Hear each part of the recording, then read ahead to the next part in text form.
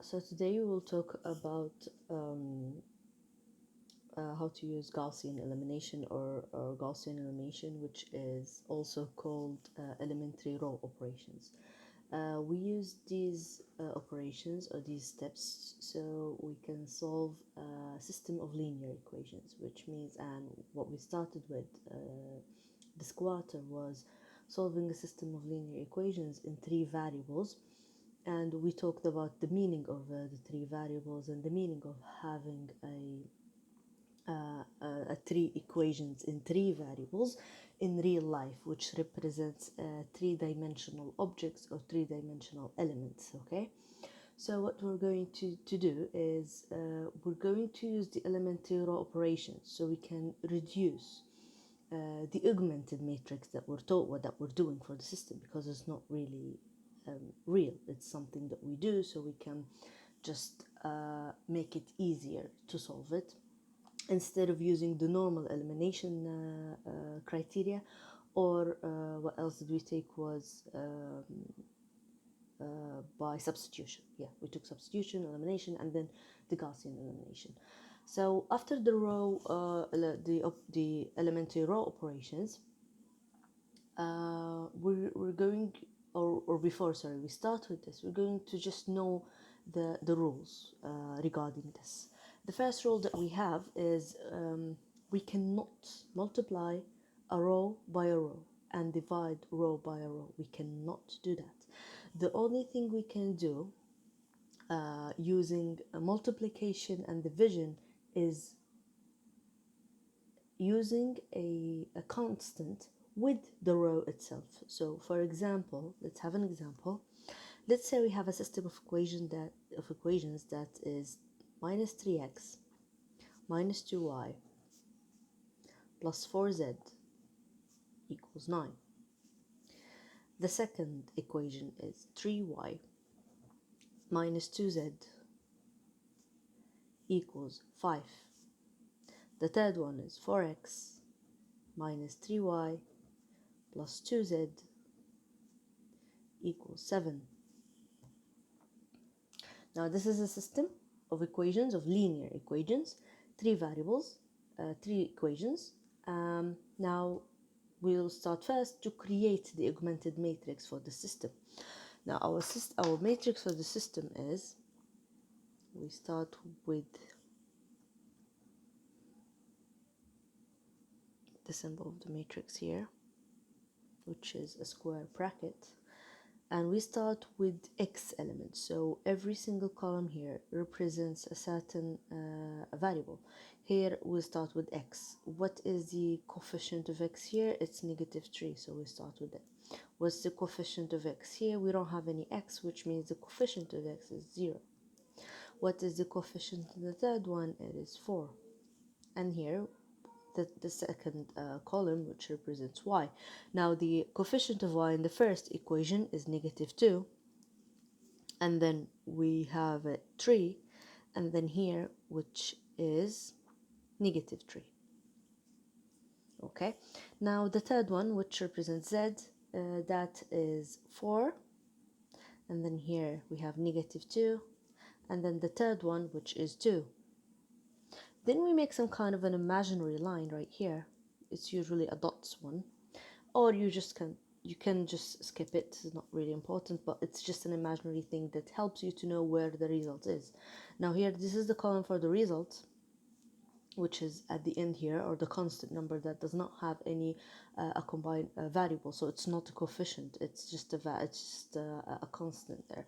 So here we have 9, and then we have 5, and then we have 7, and then we just close this square bracket of the matrix. Okay, which is the notation of this matrix. Now we start with our operations. So our operations is, now let's say this is a row. Okay, this is the first row, second row, third row. It's a row operations. So we only can deal with rows, not columns, only rows. So we can add a row to another row. We can subtract any row to another row, or with another row, or from another row. and we can multiply a constant by a row and then we add it to another row or subtract it to another row. Okay, by multiplying by a constant mean you can multiply it by a whole number or a fraction, which represents a division in this case. Now let's just start with the first one. Before we start, let's talk about what are we going to gain out of this. What is the conclusion, what we want to have at the end. At the end, after we finish all this, we have to have a matrix that looks like this. Now, do you see these three?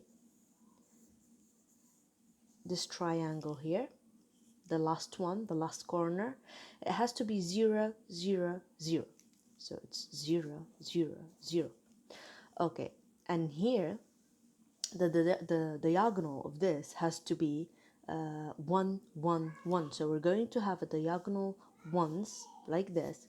Now here, this triangle doesn't really matter for us. It doesn't matter because here's the thing. If it was 0, 0, 0, 0, 0, 0, 0, then, sorry, 0, 0, 0, yes. So then we will be having a simpler or an easier, let's say, way to get our variables, because here, what is left here is a coefficient of 1 for z.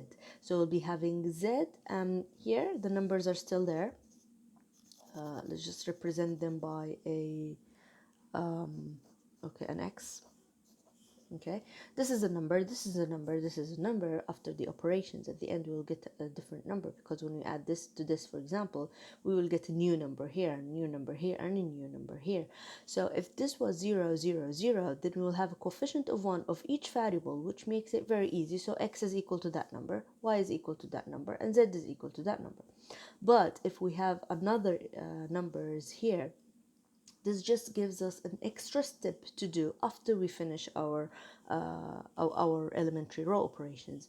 Because when we finish this and we left this 1, 1, 1, 0, 0, 0 look matrix, we will be having numbers here, but this doesn't matter because this means z equals to this number. Now we have z, we can just substitute the number of z, which is this number, into here. So we'll be having only one variable at the end, so it really doesn't matter. So let's just keep it this way. We only want this triangle as 0 and this diagonal of 1s. Okay, now let's start this. The first operation that we can do here is to make the last one here, the last one, we all start with the last one as 0. We want it to be 0. Okay, what we have is 4 here. It's 4. So here's what we can do. We can multiply. Okay, that's going to be harder. So here's an easier way. Here, to deal, because we want to subtract this 4 from an element of 4 here. But how can we make this 4? We need to make it 1 first. So we're going to multiply the first row by 1 over 3, which means we're just dividing it by 3. Now, I'm not dividing or multiplying a row by a row, it's just a constant by a row, which is here, which becomes, let's just change this row into the new one. It becomes, okay, let's make it negative. That's much easier. So it just becomes positive. So it's negative 1 over 3 multiplied by negative 3. So we'll be having 1 in here. Now, what about this? It will become 2 over 3. Okay, now the third one, which is here, the third element in the first row. The third element becomes minus 4 over 3. Don't forget the constant number, which is 9, and which becomes negative 3. Now, this is the first operation that we did, which is this one. So this is how we're going to write it. We make a row and we write negative 1 over 3 R1, because this is what we did and it results in this. So an input was done, which is this, and this is the function that happened, or the process that happened, and it results in this output. This is the output that we have here, which is R1. The output is always written at the end. I'll show you how when it's two rows together. Now, the second, the rest of the rows are going to be written exactly the same, nothing changed. Okay, negative 2 and 5, and here we have 4, negative 3, 2, and 7. Okay, let's move into the next row operation. The next row operation, let's make a row like this, and we're going to write negative 4r1 plus negative 4r1 plus r3, because this is what we wanted to do at the beginning. We wanted to add or subtract the first row from the third row so we can get 0 in here, because this has to be 4 to do so. So do you see this? We wrote r1 first and then we wrote r3, because r3 is going to be the output, so it's always written at the end. Okay, you don't write r3 minus 4r1. This gives a wrong indication or a wrong look of the output. So here it's going to be we're just going to write the first row as is, which is 1 2 over 3 minus 4 over 3, negative 3. Here we have 0 3 minus 2 and 5. Okay, now the last one, we're just multiplying this by negative 4, and then we're adding it to here. We're multiplying by negative 4 and then we're adding it to the last one, so it's going to be 0 17 over 3, or you might get just decimals, it's okay, 22 over 3 and 19. Okay, now what we want to do here, we want to make this element as 1. How can we make 17 over 3 1? We just multiply it by its inverse, which is, so our next operation is going to be minus 3 over 17 r3, and here is the output, so it's going to be 0, and then here it's already negative, sorry, just wrote it wrong, and then here we'll be having 1 0 1 22, we multiply it by the 3 over 17, which give us 22 over 17, because the 3 goes with the 3. Yeah. Okay, 22 3 yeah, tamam. It's correct. Now the last one, which is 19, it becomes 57 over 17, and here we will be having the same rows, which are 0 3 negative 2 1 negative 2 over 3 minus 4 over 3, and here we have minus 3 and 5. Now we already changed these two into zeros. We still need to change we need to change the 1 into 0.